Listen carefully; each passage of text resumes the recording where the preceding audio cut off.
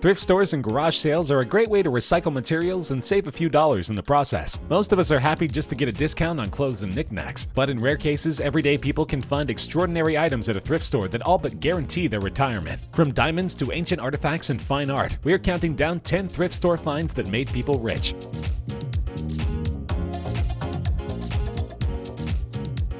Our first find came to a lucky Pennsylvanian woman with expensive tastes. According to Bloomberg, Philadelphia resident Norman Eiffel was pursuing a flea market 8 years ago when she stumbled upon a sleek silver necklace and paid $10 for it, having no clue that 60 years before it hung in the Museum of Modern Art. "I thought it looked so tribal," Eiffel told Bloomberg. "I wore it about 4 or 5 times max, and every time I wore it, people always admired it. I can't believe I had a Calder necklace all this time and had no idea." It wasn't until 3 years later, when Eiffel visited an Alexander Calder jewelry exhibition at the Philadelphia Art Museum, that she realized her prized piece of costume jewelry could be a bona fide artwork. After speaking with the exhibition's curator, Eiffel took the necklace to the Calder Foundation in New York, where its status as a genuine Calder was confirmed. Known for his kinetic artworks, Calder designed over 1,000 pieces of jewelry throughout his career. In fact, Eiffel learned that the very same necklace she purchased was on display at New York's Museum of Modern Art in 1943. You can find a full-size Caldermobile on the market for between $20,000 and $40,000, but this necklace ended up scoring Eiffel $300,000 at auction, which means a $267,000 profit after taxes and fees. Not bad for a secondhand necklace.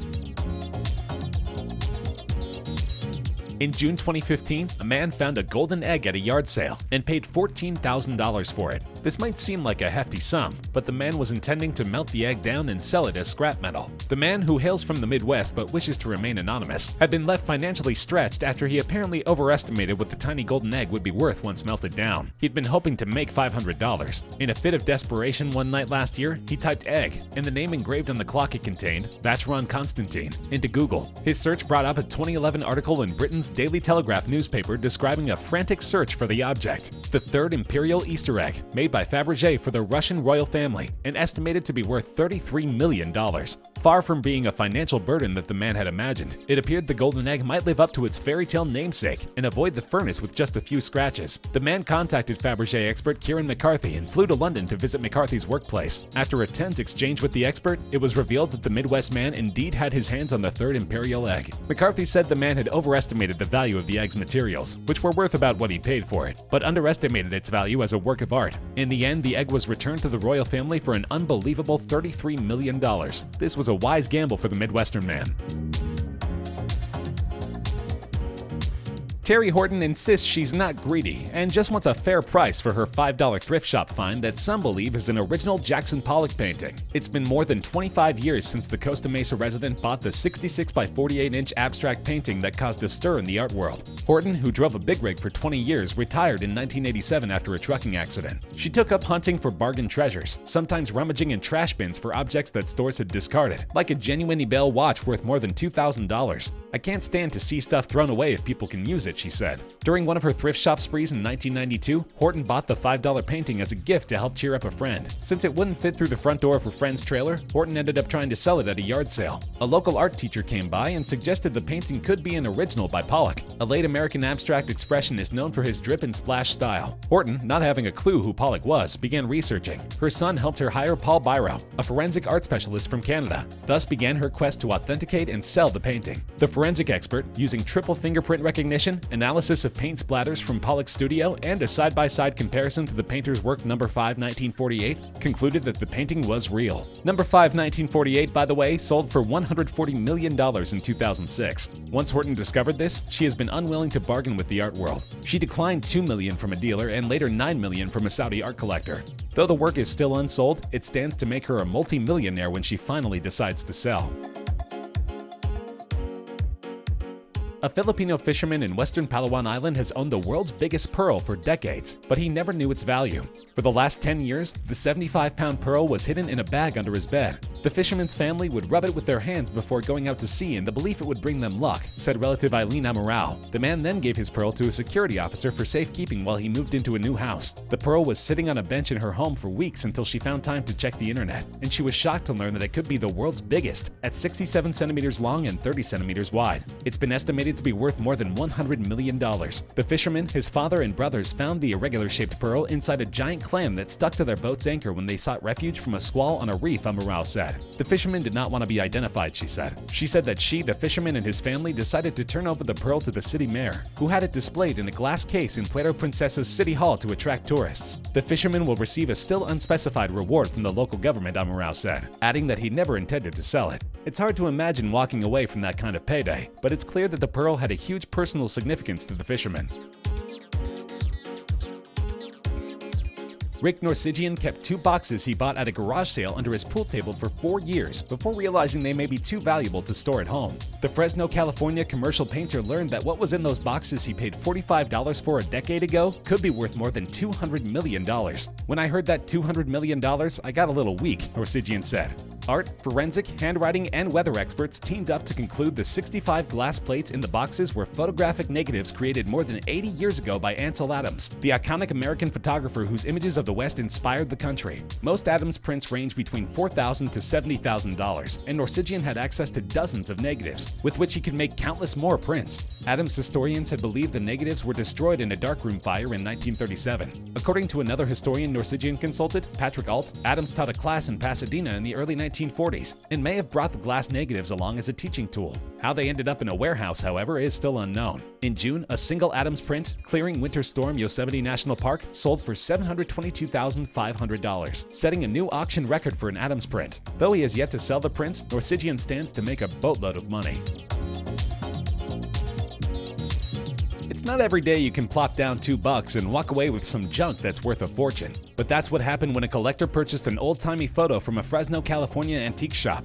It turns out the infamous outlaw Billy the Kid is in the photo, apparently taking part in a leisurely game of croquet. The image could be worth up to $5 million. Cajuns Incorporated, a numismatics firm, announced it had authenticated the photo earlier this month. The 4-inch by 5-inch tintype shows Billy the Kid in the summer of 1878. It may have been taken at a wedding, and he's alongside several members of his gang, the Regulators, according to the firm. In a statement, Cajun's senior numismatist, David McCarthy, said it took more than a year of careful inspection before the firm would confirm the photo's authenticity. The only other known photo of the outlaw was taken in 1880 in Fort Sumner, New Mexico. That photo, a 2-inch by 3-inch tintype, pulled in $2.3 million in 2010, according to Cajuns. Billy the Kid, whose real name may have been Henry McCarty, has remained part of American frontier folklore for generations. He was a famous thief and gunfighter who was captured and sentenced to death, but escaped prison after killing 2 guards. Legend has it that he killed 21 men, 1 for each year of his life. However, according to the New Mexico Tourism Department, the number was actually 9, 4 that he was solely responsible for, including the 2 guards,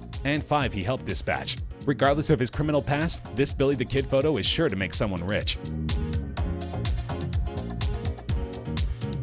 A rare 184-year-old copy of the Declaration of Independence found by a bargain hunter at a Nashville thrift shop is being valued by experts at about 100,000 times the $2.48 purchase price. Michael Sparks, a music equipment technician, is selling the document in an auction March 22nd at Rainer's Historical Collectible Auctions in Burlington, North Carolina. The opening bid is for $125,000, and appraisers have estimated it could sell for nearly twice that. Sparks found his bargain last March while browsing at a Music City thrift shop in Nashville. When he asked the price on a yellowed, shellacked, rolled-up document, the clerk marked it at $2.48. It turned out to be an official copy of the Declaration of Independence, one of 200 commissioned by John Quincy Adams in 1820. The standard price was altered significantly a year later, when Sparks sold the document to a Utah investment firm for $477,650, causing a national stir. He didn't know he had such a valuable piece until doing some online research, and then having appraisers at Rainer's offer an opinion. Clearly, it pays to do your research.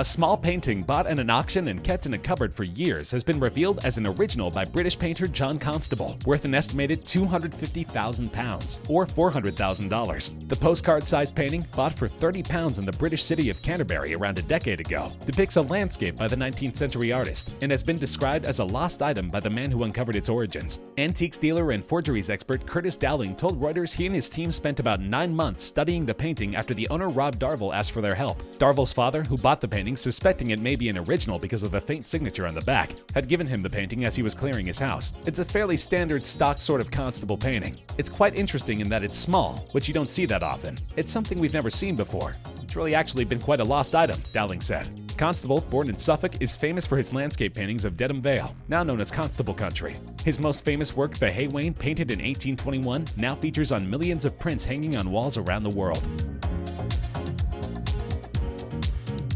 A sweater bought last year for 58 cents at a Goodwill store sold in an auction in New York City for $43,020. That sweater, with West Point on the front and the word Lombardi written in black ink on a cotton swatch sewn inside, turned out to be owned and worn by Vince Lombardi when he coached from 1949 to 1953. A representative with Heritage Auctions, which auctioned off the sweater, said the buyer wished to remain anonymous. Other highlights of the auction include a pair of gloves used by Muhammad Ali and Sonny Liston in their second fight, which took place in May 1965. They sold for $956,000. The historic Lombardi sweater worn by the great coach was bought in June 2014 in Asheville, North Carolina, by Sean and Ricky McAvoy of Knoxville, Texas. They sell vintage clothes online. "I picked it up and thought it was cool," said McAvoy. "At first I thought it was a basketball warm-up. As is the case with Goodwill outlets, the sweater was weighed for cost and McAvoy got change for $1. I didn't see the Lombardi tag when we walked out with it, or I might have made a connection," McAvoy said. "My wife saw it, but she didn't know who that could be." Then, while watching a Lombardi documentary, the couple had an epiphany and decided to get the item appraised. They were startled when the sweater sold for just south of 50 grand.